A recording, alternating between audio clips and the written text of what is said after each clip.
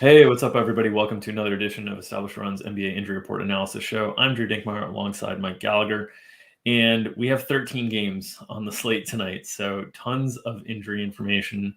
Thankfully, nobody on the front end of a back-to-back, but plenty of teams on the back end of a back-to-back, as we will be NBA-less tomorrow. So I want to wish everyone out there a happy Thanksgiving. This will be not the last show of the week. We'll be back on Friday with another show, but we will not be on tomorrow simply because there are no NBA games.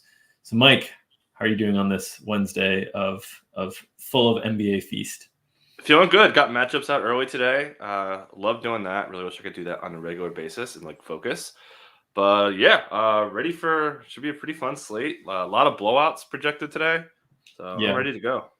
Yeah, and the one thing that I would just note also is I think you'll see a little bit more variance right around the holidays with blowouts as well. I think, some guys in the league are probably ready to get a little break and get, a day off to celebrate, especially with families and whatnot. So you might just see a little bit more variance added in as you get closer around, the December 23rd games, the games right before holiday, the games right before New Year's. I just think you see a little added variance. But let's get into the injuries. There's a ton. There's plenty to talk about here. In terms of the big questionables on the slate, let's start with the Lakers, where we've got Anthony Davis and LeBron James both on the injury report as questionable. It's a back-to-back for the Lakers. Obviously, LeBron did not play last night as he was suspended from their loss in New York against the Knicks. What do you think here in terms of likelihood of these guys playing? And obviously, if they're both out, it just becomes the Russell Westbrook show that we're accustomed to in DFS. Yeah, so AD, right, had the low grade fever, played through it. He didn't look his best, but he played through it the whole way through. So no really reason to worry. But I mean, maybe he doesn't feel as well today. You never really know. He woke up with it. So, some days when you get sick, you feel worse the next day. Who knows? Yeah. But yeah, so he's, probably going to be game time again. LeBron should be good. That abdominal thing has kind of kept him questionable. So we'll be keeping an eye on that. But expect him to go. Obviously, that's going to really cut down Westbrook. But yeah, you can kind of see, I'll pull up the box score from yesterday. Yeah, they went big, right, against the Knicks, which was somewhat of a surprise. They went smaller without LeBron in the last game against the Bucks. We were kind of expecting that, but I thought there was a chance they would go small, and it didn't work. They got wrecked to start this game. Yeah, Talon Horn-Tucker bombed. His minutes should still be safe despite the poor play. So we'll see Malik Monk get cut down. Carmelo kind of be on the fence of having, his minutes still should be pretty safe. But Avery Bradley, I saw a prop that was some Bradley unders that disappeared that I really wanted to hit. But yeah, Bradley would be cut down pretty hard if some props come up on him. Yeah, I mean, I think he'd still start, right? They'd still yeah. But I mean, there's somebody past him failing with minutes wise. For sure. I call it the Keith Bogans. Yeah, when you're saying cut down hard, though, I mean, from what he played last night, not from overall. I think overall. Yes. Yeah. Okay. Yeah. Because I think from overall, I think he might go from 24-minute projection to 20. I don't think it's 20. It's gigantic. Okay. So the Lakers are pretty straightforward just because we know if one of the stars is left, they're going to be a really good DFS value. If just two are left, they're going to be, okay. If all three are playing, you kind of don't play any of them. So it's pretty simplistic, the approach there. In terms of that same game, they're playing Indiana tonight. Karis LeVert is questionable as well. And Karis LeVert has, come onto the injury report a lot throughout his career. We've seen them play plenty without Karis LeVert, with Malcolm Brogdon, with Domantas Sabonis picking up more of the work. It's obviously a pretty good matchup for the Pacers, who played very well against an unrested opponent on Monday. I guess that was against the Bulls when they got the Bulls on a back-to-back. Now they get the Lakers on a back-to-back here tonight. What is your feeling on Karis LeVert's availability tonight? Yeah, back injury, not great. This is the same, back injury that's kept him out a couple times. Obviously, had the major issue back in camp / preseason. So, I mean, we're projecting him in, I think, but there's a chance he sits, right? You could sit him down from, Tuesday, Wednesday, Thursday before they play again. So, yeah, I mean, that would be huge for Brogdon. We saw him early in the season when LeVert wasn't around, just drive all day. Potential assists were high. Touch time was really high. Dream matchup against the Lakers, who've been really prone to giving up some perimeter scoring. Sabonis would also really benefit, and a good matchup for him, too. So, that would be kind of a big one to really put two kind of high-end guys on the board. Yeah. So I think that's one that certainly you want to pay attention to. It's a 7 o'clock Eastern game, so we should have that before lock and be able to adjust the projections accordingly as a result. But whenever LeVert shows up on the injury report, it's something to monitor for sure, given his injury history. Sticking with some of these early games, you've got Cleveland, one of these other 7 o'clock Eastern time games. Darius Garland is on the injury report, is questionable. We've talked about Cleveland guys pretty much every time they've played. During the course of the season, they've been really, really beat up. Obviously, they have Jared Allen and Larry Markkinen back, but they're still without Evan Mobley. They've lost Colin Sexton for the season. We've talked about how they don't have a lot of guard depth on this roster, and when you lose Colin Sexton for the season and then potentially Darius Garland questionable here, you could see some funky kind of lineup situations if Garland is unable to go. What are your thoughts on Garland's availability tonight, and how do you think they'd replace him if he was to miss? Yeah, he got dinged on the ground in the last game, played through it, was okay. But, necks and backs. I feel like we say this every show. You never really know until the day of the game. So I think he's got a shot to play. We didn't get much hints. He did shoot after shoot around, but we didn't get any hard info on that. And then no jersey at all on Ricky Rubio, much to my chagrin. How dare you? But yeah, so I think he plays.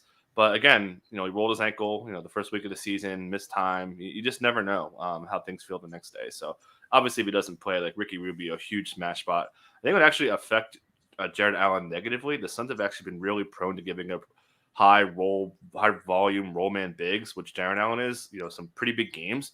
So he'd be affected negatively because they run that 1-5 stuff pick and roll with him. So, it would be a lot of Rubio centric offense. He could have a really, really high upside in a spot. He'd have to play a ton of minutes in that scenario. I assume we would probably see Kevin Pangos as well in the rotation, just out of sheer necessity. They just wouldn't have enough bodies. And remember, with Cleveland on their injury report as well, they do have Jetty Osman up to probable, but he's really the only other guy that I think they feel comfortable maybe initiating any offense with. So I think if Garland were to miss, you would see Jetty Osman's minutes tick up quite a bit as well, because I think they treat him as a true guard. And I think they might even treat him as the backup point guard. What do you think about Jetty in that scenario? Yeah, again, I don't really feel great about it. That probable tag should be okay, but he suffered the injury kind of when he got hurt in the front end of it. So I wouldn't feel great about it just because I don't think they want him to aggravate the injury. So, I wouldn't play him. Even if Garland doesn't, but it just seems too. Yeah, I mean, it's a 13 game slate, so probably not going to be the value that you're looking to. But I do think that there's some scenarios there where they're okay with him running the offense, and if they're really uncomfortable with Pangos, which we just haven't seen much of him because he's not expected to be like an NBA rotation level player at this stage in his career. You could see Jetty really tick up in terms of usage thing, but I think Rubio would probably have a 36, 37 minute projection in this scenario if Garland was out. So this is definitely one to watch, as it could shape the slate in terms of guard values for sure. Let's go to one of the later games with Philadelphia. They, once again, Philadelphia and Cleveland, these teams that we've been talking about pretty much all season long on the injury report stuff. But Philadelphia, they've still got Tobias Harris questionable on the injury report. He did not play last game. We also saw them sit Seth Curry, who is questionable on the injury report. They also have Danny Green questionable. He was ruled out of the last game fairly early. They're still without Joel Embiid. They have all their G League guys listed as out and unavailable as well.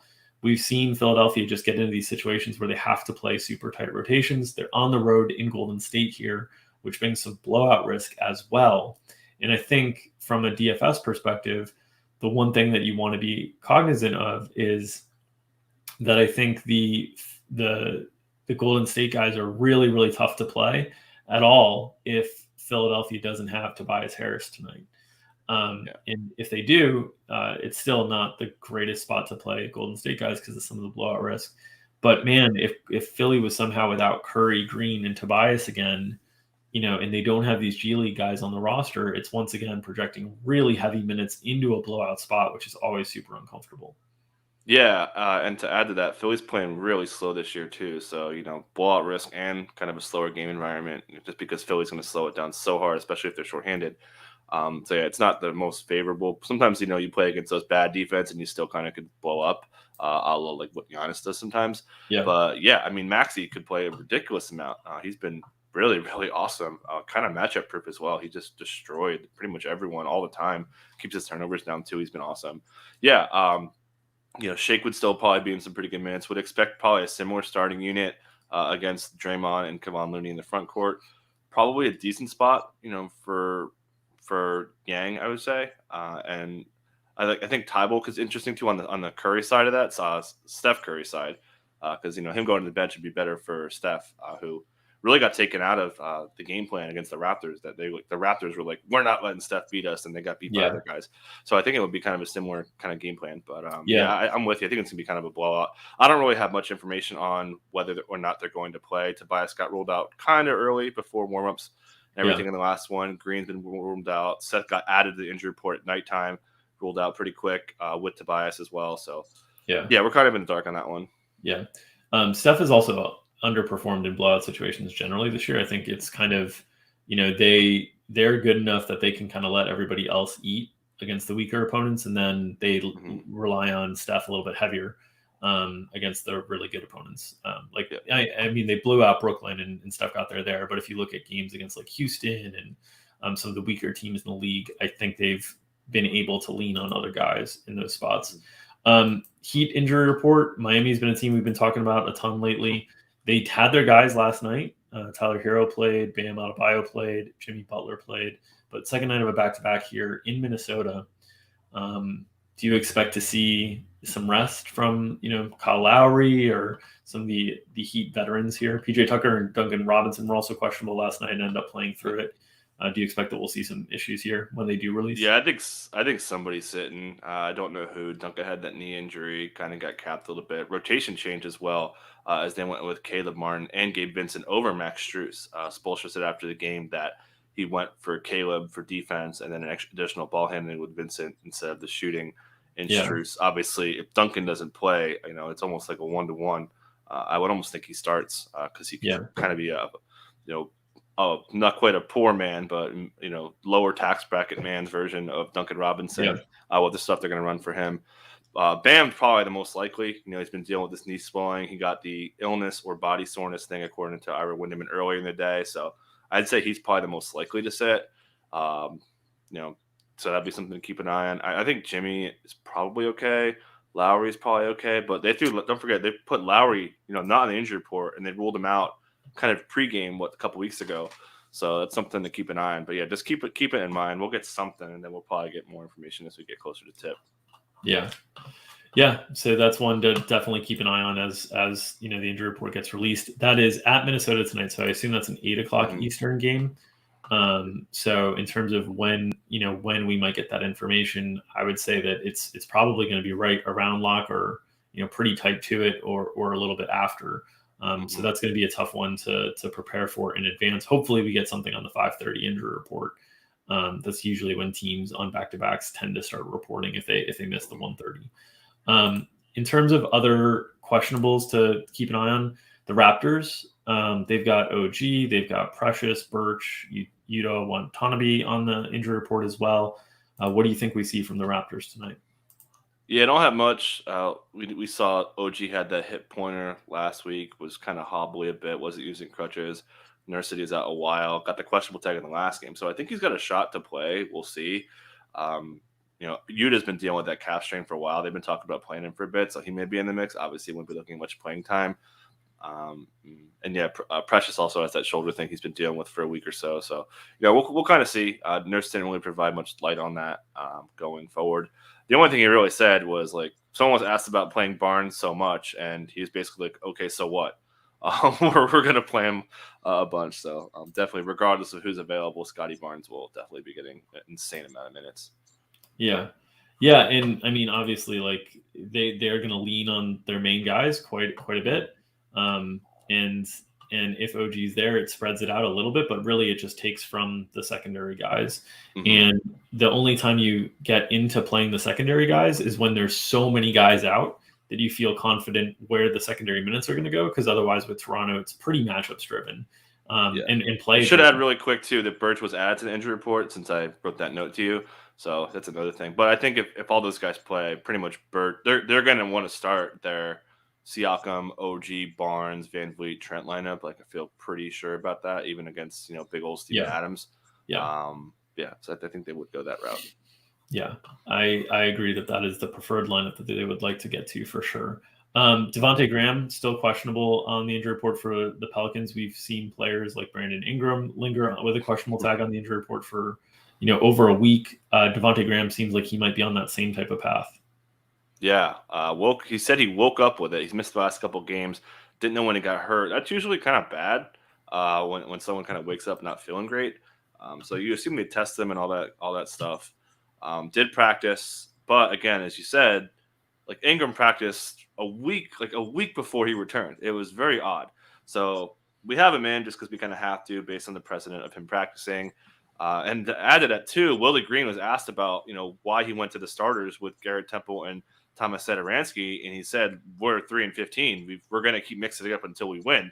They got waxed, so something's changing with the lineup. Whether it's Devontae back in, he also said that Nickeil Alexander-Walker was, quote, solid off the bench, so it looks like he's stuck off the bench role, which actually isn't bad. I think he could really thrive in that role. But, Kyra Lewis has really stepped up too, so I wouldn't be surprised if Devontae doesn't play. I think Kyra could be looking at a pretty good role here. After putting him in the doghouse, Kyra's kind of responded the last few games here as his minutes have risen. Yeah, it's not the best spot to attack with Washington so good defensively this year. So, you would need sort of a pretty solid opinion that the role has changed dramatically. So you would need like Graham out and Kyra Lewis starting to kind of like even consider, just because the matchup's not great. But he has played mid 20s and I think even into the high 20s the last few games. Last game. Yeah. So there's definitely an opportunity there. Some of that has been impacted by blowouts of late. Like they've been getting just destroyed. They kind of made a late run that got kind of their main guys into it last game, but I do think there's going to be a lot of variance and volatility to the Pelicans. Rookie head coach, team is awful. He's searching for something. This is not kind of what Willie Green signed up for, I'm sure. So, and to add to, like in the preseason, nobody had sloppier rotations than Willie Green. He mixed it up every game with a combination. So he loves it. He's an agent of chaos, I guess, with mixing up these rotations. And, we could see something ridiculous tonight. I'll just leave it at that. And with that. Yeah. All right, let's talk about Boston, because there was kind of a cryptic tweet. I shouldn't say cryptic tweet, but basically there's a tweet from one of the Boston beats earlier today that said Grant Williams kind of let the cat out of the bag when Grant Williams, before the injury report was released, said basically like it's a next man up mentality. People are going to have to step up. And then on the injury report, Josh Richardson and Jaylen Brown were both listed as questionable. And later in the day today, Time Lord has been added as questionable as well. So it seems like we could be heading into a direction where Boston is without a couple key guys, possibly both Time Lord and Jaylen, which would really just open up another huge opportunity set for Jason Tatum, who's been playing really well of late. Yeah, the cat let out of the bag was apparently a Time Lord-sized cat, and I mean, he was probably feeling himself, right? Because he'd be the guy who'd have to step up. So, maybe like, oh, yeah, we need you. Like, yeah, I want to tell everybody I'm feeling good. Yeah. So, that makes sense. We'll see. Jaylen Brown didn't get the most encouraging comments after the game from Ime Udoka, said that he wasn't quite good. So we'll see if that affects him. I still expect him to have a cap. He said they had him at 24, kept him under. They did give him a little bit of a late garbage timey minute.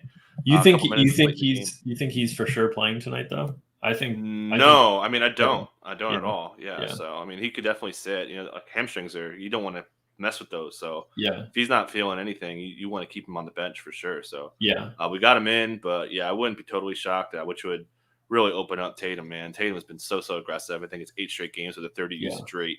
And it's kind of misleading that, because we saw him really suck starting the season, but he still has a 29 usage rate with Jaylen Brown in there in his minutes with him. So it's really just been missing shots. So I think he can get there kind of either way, obviously higher upside if he sits. Yeah, his usage rate in the games without Jaylen Brown has been closer to like 33% and like 31-ish in the games with Jalen. So like there is a boost to him there. And obviously like if Grant Williams, if they were missing Time Lord, I think Grant Williams does slide in the starting line and probably draws that Kevin Durant assignment for as long as, he can handle it basically. Cause I don't think they want to put Tatum on Kevin Durant if they don't have Jalen. Cause I think they'd want to conserve him offensively. So there could be opportunities here with Boston, certainly. And obviously what we've seen without Jalen if they do miss him tonight, is we've seen Dennis Schroeder slide into that starting lineup and have really, really big usage. His usage rate in games without Jalen this year has jumped from like 21, 22% in games with to like 28% in games without. So he's been the guy who's really, really benefited the most.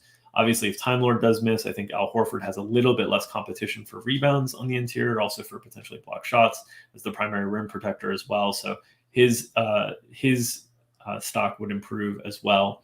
So definitely Boston is one to keep an eye on tonight because a lot of moving parts there potentially. And on the flip side of that, quickly too, like the matchup for the Nets changes.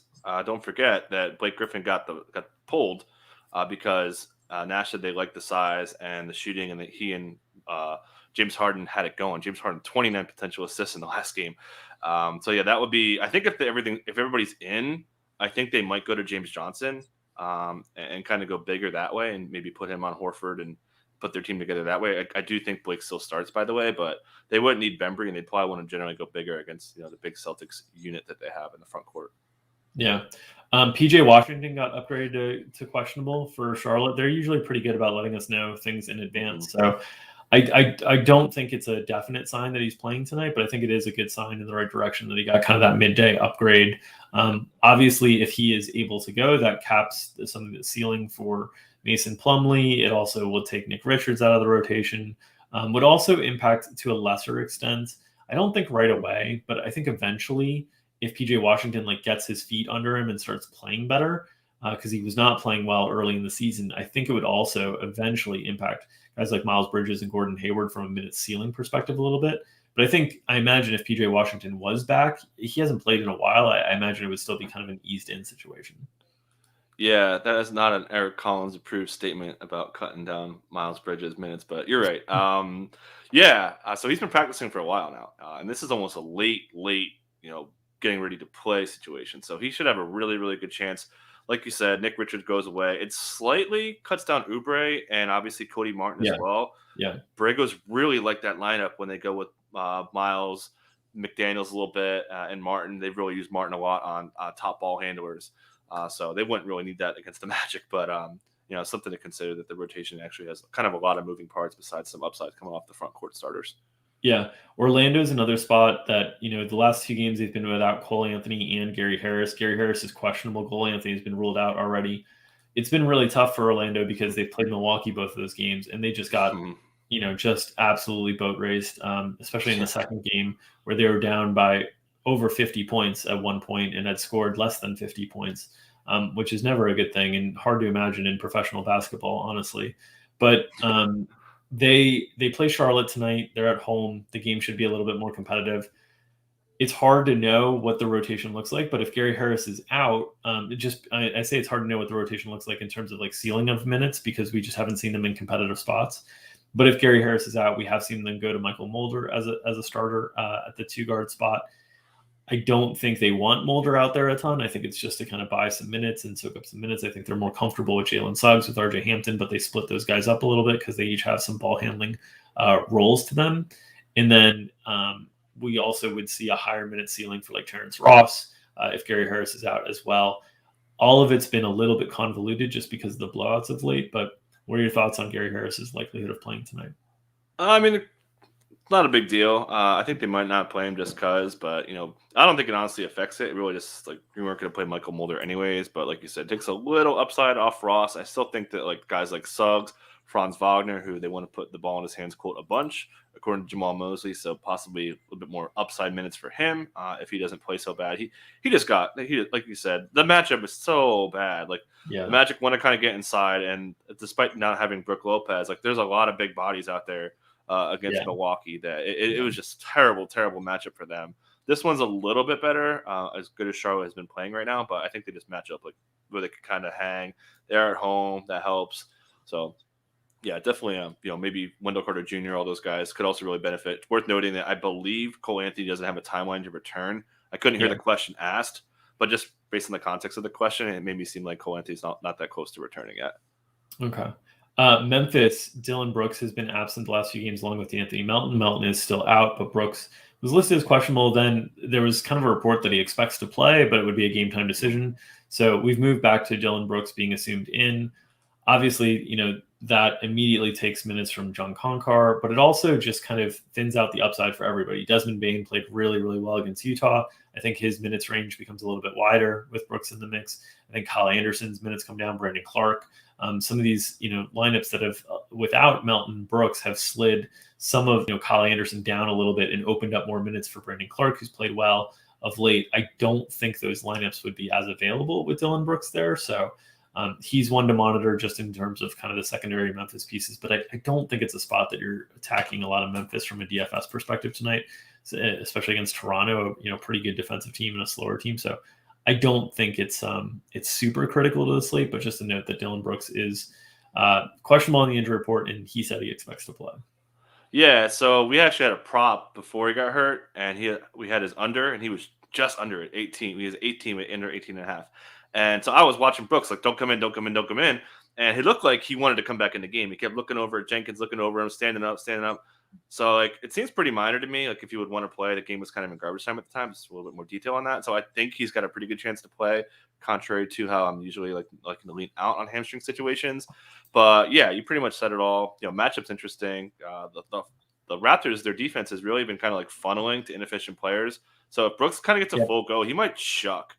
Yeah. And I think they might involve Steven Adams a lot too. And I'd imagine just on that note, Nick Nurse and Toronto like to try a lot of unusual defenses on when they play against, you talked about with Steph Curry, but when they play against kind of a ball dominant primary usage player. And, Memphis has that with Ja Morant, right? So this could be a night where some of the secondary guys get a lot more opportunities just because Nick Nurse really focuses the attention. We've seen them do box and one stuff on Kemba back in the day. And there's just lots of different things that Nick Nurse can try to do to maybe slow down Ja Morant tonight. So you might see more usage pop up for Jaren Jackson or for Dylan Brooks, and Brooks will happily eat up that opportunity as he really does like to shoot. And just one quick note, it was interesting they went 9-man. We know Taylor Jenkins loves 10-man, so we'll see if that kind of I think I have to think that's being down Melton and Brooks and just for sure. There's the back end of their roster is pretty thin. Like once you remove those guys, they've done it thinner though. Like they've pulled some really wacky players out last year to keep it at 10. So it's just a little note I wanted to add. I get it. I think if Brooks is in, that's very unlikely. I think it's unlikely that they condense on to 9 because I think that would mean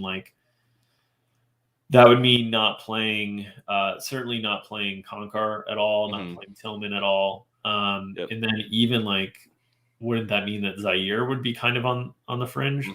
I'm thinking about the numbers. So I don't think they'll do that. I agree. All right. Last cue we want to talk about, Doug McDermott is questionable on the injury report. He's missed the last few games for them. And we've seen Keita Bates-Diop start last game. I don't think this moves the needle a ton for DFS purposes. Maybe some stuff that'll come up on the prop side of things, but generally, McDermott, has a role as a floor spacer and plays mid-20s minutes, and when he's there, it cuts into the ceiling of Keldon a little bit. But when they started Bates-Diop last game, that was also cutting into the ceiling of Keldon a little bit, just because Bates-Diop had been kind of a lower man on the rotation in terms of getting minutes. So I don't think this one makes a huge impact from a DFS perspective. Yeah, it just kind of puts Devin Vassell on the board a little bit. We saw Lonnie Walker suck in the first half and then get all the minutes in the second half, which made our pop sweat really fun. But I think it does help Keldon just a little bit because I'd rather have Keldon be guarding a wing than John Collins.